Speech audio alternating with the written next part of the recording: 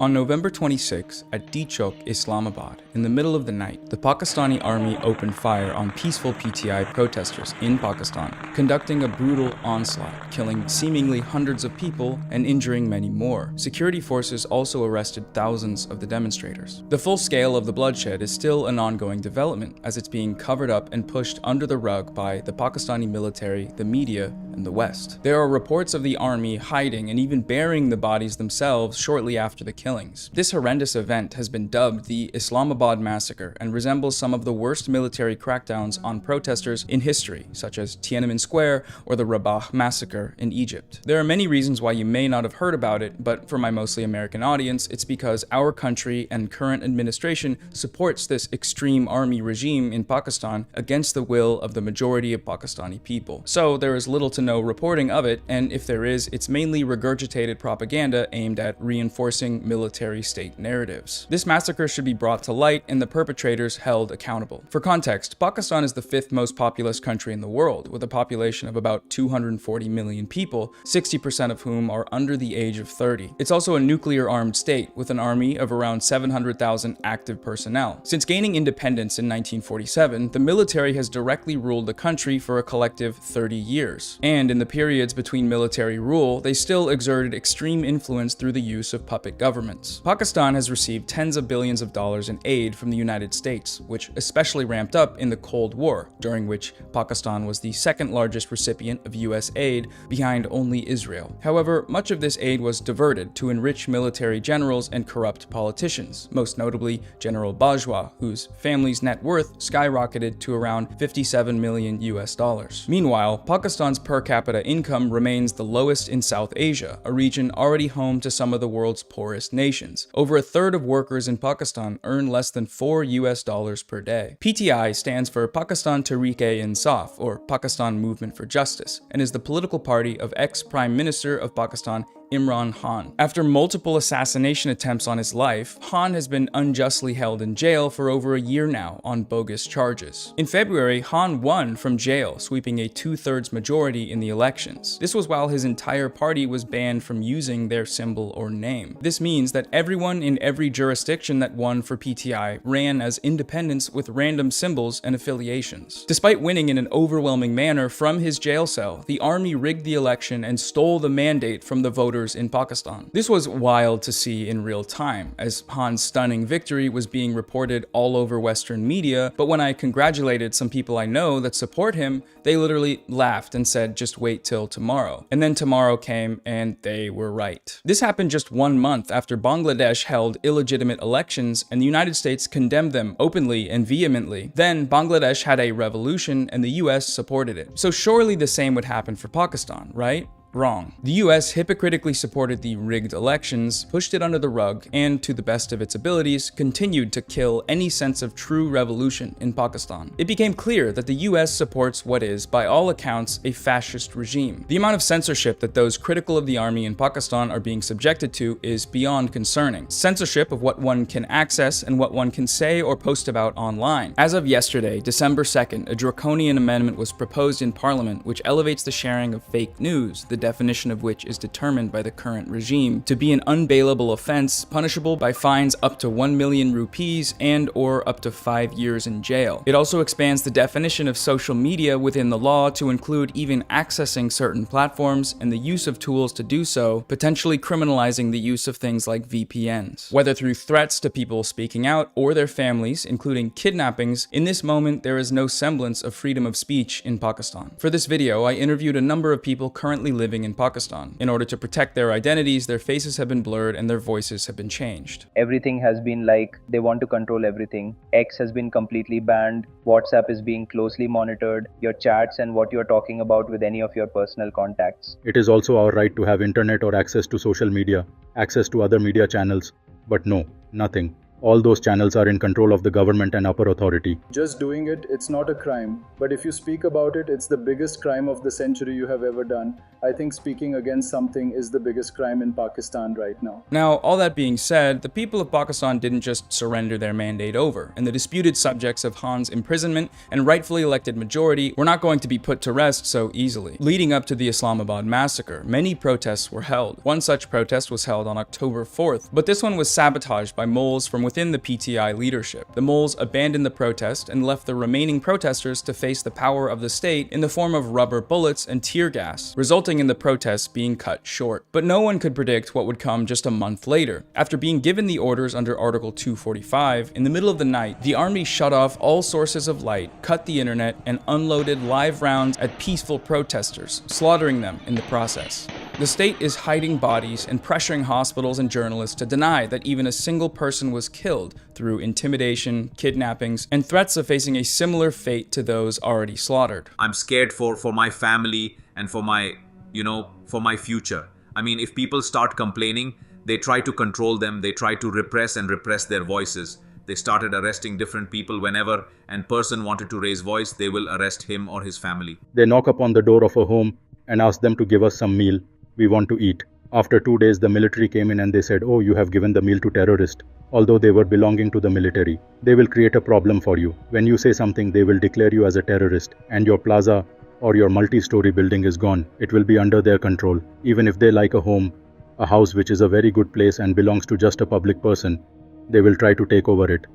I mean, it's like a robbery.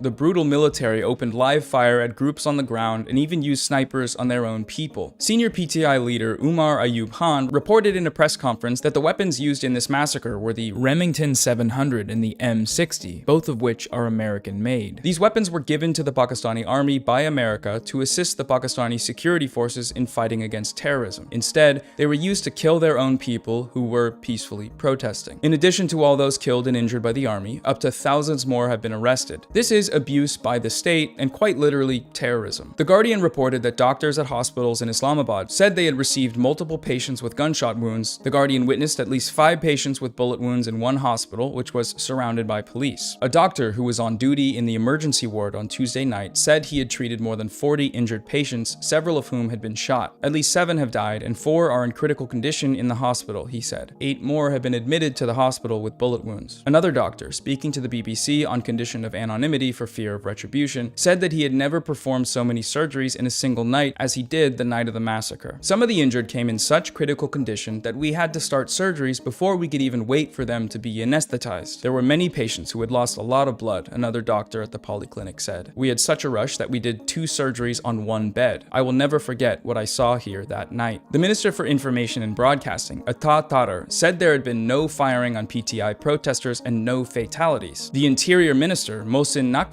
said in a statement that officers had bravely repulsed the protesters. However, there's overwhelming evidence that this is not the case, that they are lying. Along with deaths and bullet wounds confirmed by video footage taken inside and outside of hospitals, there's currently a massive list of missing persons, with more names being added to it every day. As of today, December 4th, PTI chairman Gohar Khan revealed that there are over 5,000 PTI workers missing, 8 days after the massacre. No one knows if they are dead or alive. Polyclinic, after sharing a list which clearly indicated a number of deaths and almost 30 injuries from gunshot wounds, later put on their website that there weren't actually any gunshot wounds, and anyone saying otherwise was spreading fake news. In the early morning hours after the massacre, the roads were hosed off to remove any blood left over from the slain protesters, and thousands of bullets and bullet casings were also removed, to make it seem like the massacre never happened. The same night, they cleaned everything, removed anything that was there.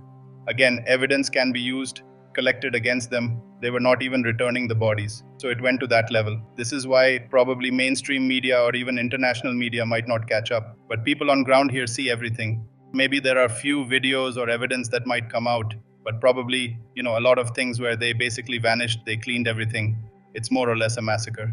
A cover-up of this magnitude is shameless, despicable, and unacceptable in any circumstance. Here's a video of an army ranger from the Islamic Republic of Pakistan surrounded by 3 other rangers pushing a praying Muslim man off of a stack of cargo crates, which is a 25-foot drop. This is cold-blooded attempted murder by the state of its own population with their bare hands. A regime capable of this is capable of anything. It's a treacherous massacre done by the people to the people who love them.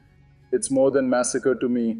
Nobody opens fire on their own public. There are countless videos of the brutality inflicted by the army towards its own people, making the outright denial by the state a complete joke. Historically, there is well-documented evidence of the army's brutality, and it was always supported by the US. Even today, terrible things done by the army are the norm in places like Balochistan and KPK. Because army has been doing this in Balochistan for decades. They have been killing their own citizens, picking them up, kidnapping them, and they're disappeared for years. The whole international media and human rights organizations are reporting on it, but nothing has happened.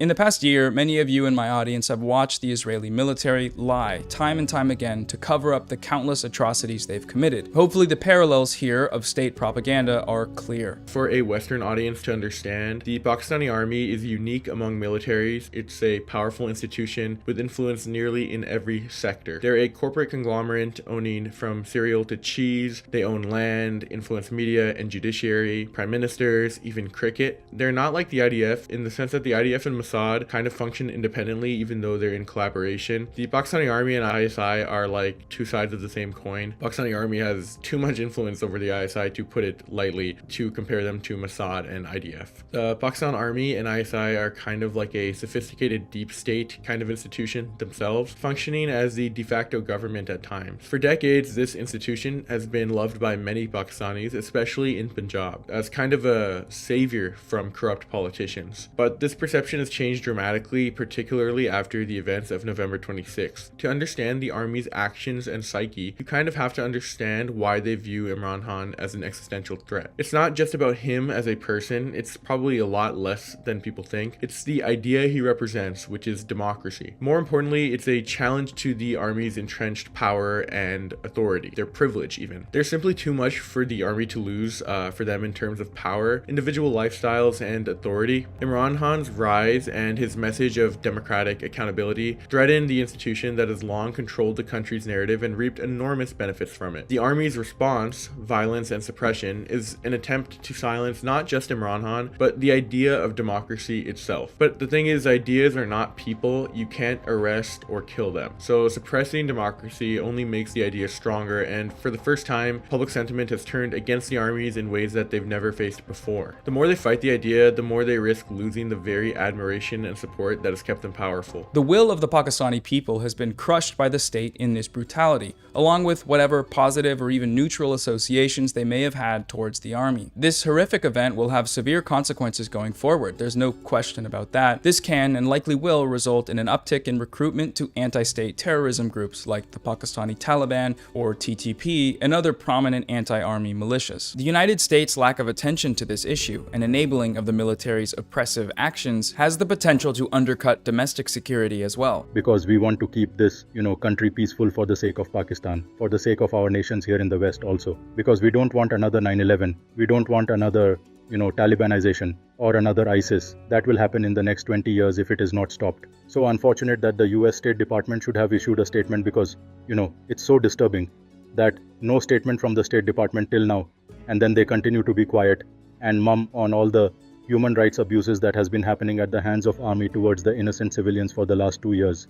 And if Western countries, especially US, have spoken against that and held these generals accountable, it could have prevented this massacre that happened on 26th November. It also resulted in more violence being inflicted upon civilians in future protests, the worst case scenario of this violence being, due to the complexities of Pakistan's geography and population split, an outright civil war. For me, the path forward is clear for Pakistan. Democracy must prevail, and not just for the people, but for the survival of the army as a legitimate institution. Without that, both the army and the nation face an uncertain future. In my opinion, the army is acting against their own interests severely on a daily basis. Alright everyone, that's it for the video. Thanks for watching. This video was made in collaboration with Sahil at Sawboy on YouTube, who helped with writing the script and gathering sources. Go check out his channel. It's a great channel. Also, there's there's a drive folder linked in the description which contains documentation of all the atrocities committed by the Pakistani military last week. It'd be a shame if these files were downloaded by the people in my audience before the folder gets deleted by the authorities. And one last thing, any revenue earned on this video will be donated to support victims of the massacre. I'll post an update on that on my community tab in the next month or so. All right, see you guys on the next one. Bye.